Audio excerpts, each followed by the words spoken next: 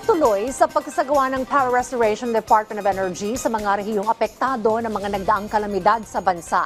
Ayon po kay Department of Energy Secretary Sharon Garin, mabilis po nilang tinutugunan ang pagbabalik ng supply ng kuryente sa mga lugar na sinalanta ng mga kalamidad. Patuloy din aniya ang kanilang pag-asaayos sa mga natumbang poste at nasirang kawad ng kuryente. Tiniyak din ng DOE na tulong-tulong ang mga ahensya sa ilalim ng departamento upang matugunan ang mga sektor ng enerhiya.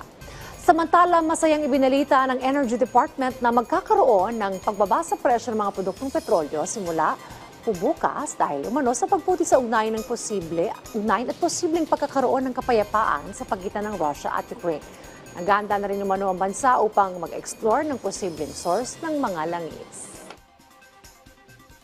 Alam ng presidente yung problema na yun, na dependent tayo sa mga ibang bansa. So, this year alone, naglagda siya ng 8 contracts para mag-explore tayo kung baka meron tayong oil or gas dito sa Pilipinas. This is the first time in history na 8 kaagad sa isang upuan lang, 8 ang na-award niya. So, this is, ano yung tawag mo din, energy security, na kahit anong mangyari sa Ukraine, Russia, Middle East, na in the future, inuumpisa niya ng presidente na hindi na tayo dependent at hindi sila magsasabi magkano yung presyo ng gasolina or diesel dito sa Pilipinas.